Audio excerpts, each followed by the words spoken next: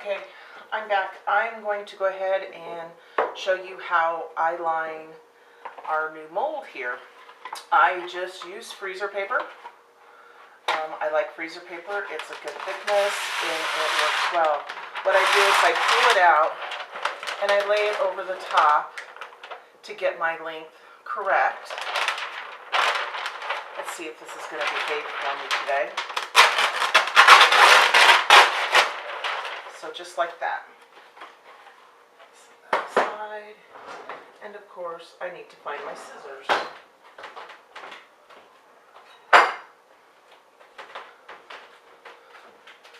Okay, so what I do is I lay it over just like this. Okay? Then I'm going to take my thumbnail and I'm going to run it on the inside of the lip, all the way down the sides. Fingernail, whatever you want, just something so that you make a ridge. So that's going to give you your inside measurement. Then I'm going to go ahead and run my nail on the inside of the side here and on the inside of this side. Okay? So now, and I don't know if you can see that in the camera, but I have a perfect shape of what the inside is going to look like. I take my freezer paper, I'm going to fold it over, and I'm just going to run that crease right along that line that I scored. And I'm just going to score it so it's a nice sharp line. Turn it around, and now I'm going to do the other side the same way.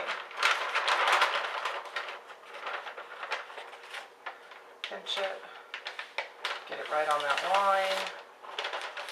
Soft at first, so I make sure I get it.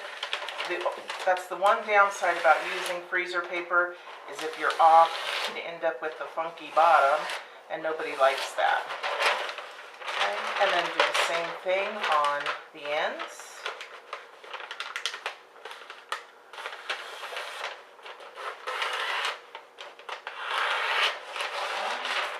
Okay. And now the other side.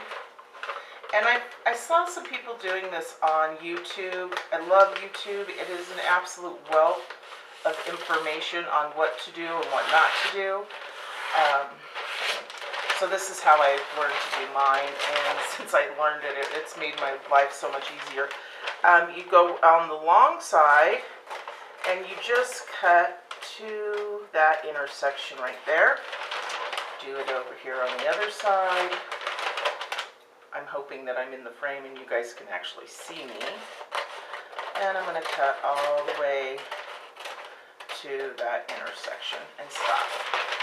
Turn it around. I'm going to do the same thing on the other side. Now this doesn't take very long. This is actually pretty quick. And I rather enjoy doing it. It's just become part of my process of setting up to get ready for soap. It gives me time to think about what I'm going to be doing, how I'm going to do my pores. You know, of course, I also get excited and I want to run and just get started. Now I'm going to pull my two sides together. I'm going to pull in the two ends on this end.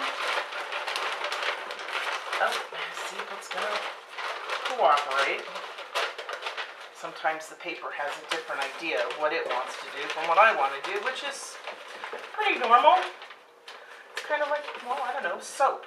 Okay, now that that's in there, it's just going to sit right in there perfectly. Okay?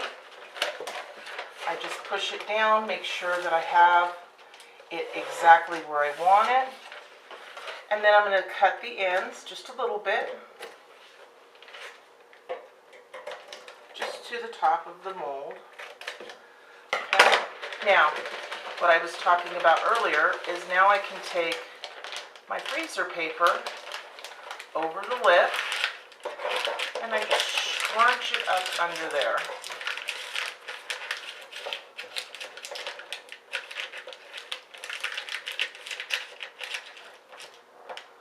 And it's going to stay. And now I'll do the same thing on the other side, making sure that I don't pull my paper up off the bottom. I've done that before. And I'm going to just scrunch it up underneath that lip on the mold, and now that paper is going to be secure it's out of my way. I don't have to worry about it. I don't have to put any tape on it to hold it in place. I don't have to put soap under there to hold it in place. It's there, it's lined. I then come over and I take the ends and I just cut it off each of the ends. And you don't have to do that. I just do that. So, there we go. A very nice, beautiful, lined. It's going to make a really nice, sharp bottoms. It is completely laid out in there up against it, so there's no problems. Okay guys, so that's how I line my soaps when I do cold process. I also do this when I do hot process just because I like to line it. It makes it easier to get in and out of the mold. The other thing that I didn't mention earlier is if you happen to get soap down in between here, and I've done it, believe me, I've done it a lot. I can show you the ends of my other one. You just pop this out, rinse it, throw it in the dishwasher and wash it. You're not going to hurt this metal by doing that. Once you get it out and it's dry, you just take, a towel, dry it down, make sure it's dry, and put it away, and you're ready to go for the next soap. So, okay guys, I will bring you back when I'm ready to pour my soap.